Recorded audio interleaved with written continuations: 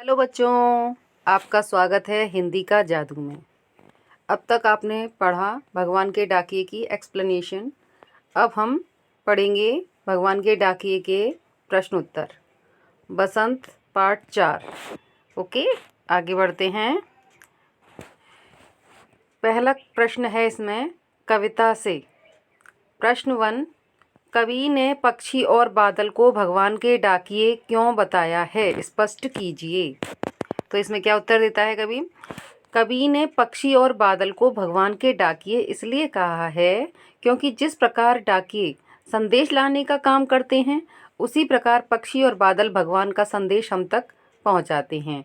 उनके लाए संदेश को हम भले ही ना समझ पाएं, पर पेड़ पौधे, पानी और पहाड़ उसे भली प्रकार पढ़ समझ लेते हैं।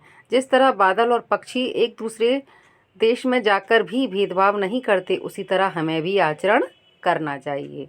समझ में आया? आगे बढ़ते हैं। प्रश्न नंबर 2, पक्षी और बादल द्वारा लाई गई चिट्ठियों को कौन कौन पढ़ पाते हैं, सोचकर लिखिए। अब जैसा कि आपने कविता में पढ़ा था ना कि उत्तर इसका दिया है, पक्षी और बादल द्वारा लाई गई चिट्ठियों को पेड़ पौधे, पानी और पहाड़ पढ़ पाते हैं। आगे बढ़ेंगे। प्रश्न नंबर 3, किन पंक्तियों का भाव है? तो पहला है, इसमें पंक्तियों के भाव बताने हैं।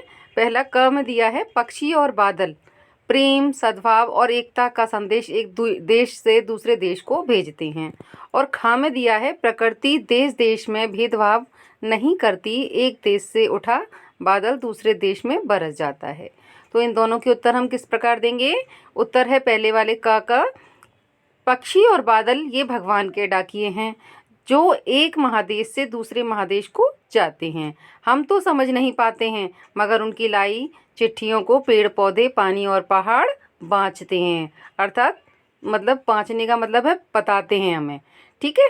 नेक्स्ट है, इसमें ख वाले का है कि क्या दिया था ख वाले का, कि प्रकृति देश देश में भेदभाव नहीं करती, एक देश से उठा बादल दूसरे देश में बरस जाता है। इसका अर्थ दिया है, इसका मतलब भाव है कि एक देश का भाव दूसरे देश में पानी बनकर गिरता है।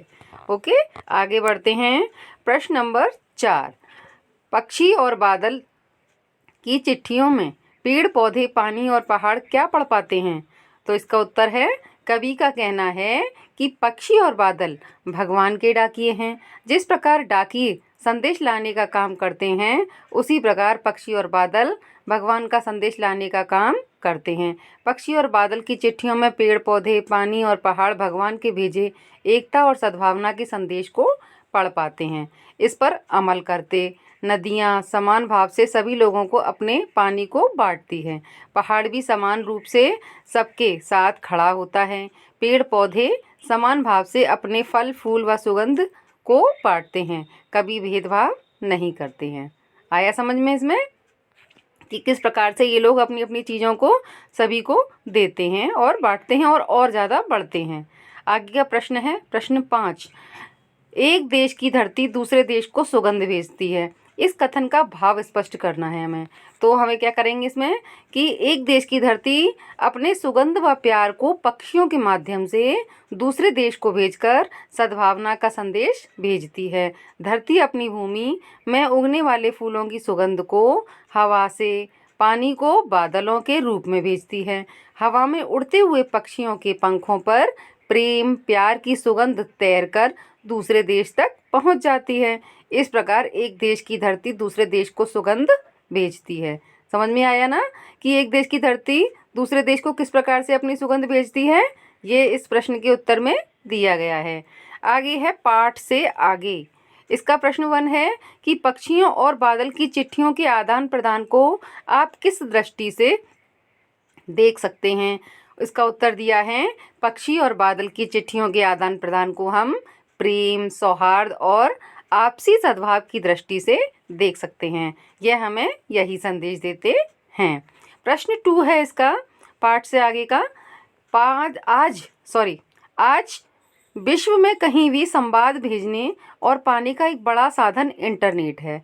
पक्षी और बादल की चिट्ठियों की तुलना इंटरनेट से करते हुए 10 पंक्तियां लिखना है। लिखिए। तो इसमें क्या देंगे इसका उत्तर? पक्षी और बादल प्रकृति के अनुसार काम करते हैं, किंतु इंटरनेट मनुष्य के अनुसार काम करते हैं। बादल का कार्य प्रकृति प्रेमी को प्रभावित करती है, मतलब वो प्रकृति प्रेमी को प्रभावित करता है, किंतु इंटरनेट विज्ञान प्रेमी को प्रभावित करती है। पक्षी और बादल का कार्य धीमी गति से होता है, किंतु इंटरनेट का कार्य तीव्र गति से होता है। इंटरनेट एक व्यक्ति से दूसरे व्यक्ति तक बात पहुंचाने का ही सरल तथा तेज माध्यम है।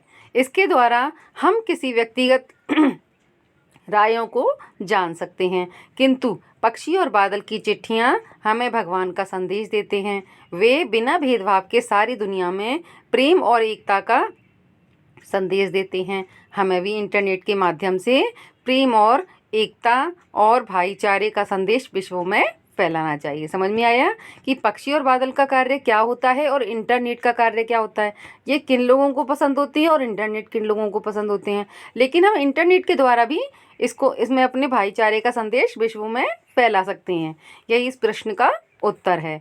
नेक्स्ट क्वेश्चन है इसका, प्रश्न 3 है इसका, हमारे जीवन में डाकिये की भूमिका क्या है, इस विषय पर 10 वाक्य लिखिए। तो हमारे जीवन में डाकिये की क्या भूमिका है, तो इसका उत्तर लिखेंगे भारतीय सामाजिक जीवन की एक आधारभूत कड़ी है। डाकिया द्वारा डाक लाना, पत्रों का बेसब्री से इंतज़ार, डाकिया से ही पत्र पढ़वाकर उसका जवाब लिखवाना इत्यादि महत्वपूर्ण पहलू हैं जिन्हें नज़रअंदाज नहीं किया जा सकता। इसके परिचित सभी तब के लोग हैं। हमारे जीवन में डाकिये की भूमिका अत्यंत महत्वपूर्ण है। भले ही अब कंप्यूटर और ईमेल का ज़माना आ गया है, पर डाकिये का महत्व अभी भी उतना ही बना हुआ है जितना कि पहले था। कई अन्य देशों ने होम टू होम डिलीवरी को ख़त्म करने की तरफ कदम बढ़ाए हैं या इसे सुविधा शुल्क से जोड़ दिया है। वहीं भारतीय डाकिया आज भी सुबह से शाम तक चलता ही रहता है। डाकिया कम वेतन पाकर भी अपना काम अत्यंत परिश्रम और लगन के साथ संपन्न करता है। गर्मी, जाड़ा और बरसात का सामना करते हुए वह समाज की सेवा करता है। भारतीय डाक प्रणाली की गुडविल बनाने का उनका सर्वाधिक योगदान माना जाता है। ये था हमारे आज के प्रश्नोत्तर भगवान के डाकिया के। तो डाकिये के तो आपको समझ में आ ही गए होंगे। इससे और इस पार्ट के बारे में समझने के लिए अगर आपको इसकी एक्सप्लेनेशन समझती हैं तो आप ऊपर जा कर के देख सकते हैं कि भगवान के डाकिये की एक्सप्लेनेशन कैसे की गई है, जो आपको अच्छे से समझ में आ जाएगी। अगर आपको हमारी ये पोस्ट अच्छी लगी हो तो प्लीज़ इसे लाइक और सब्सक्राइब करना ना भूलें। धन्यवाद।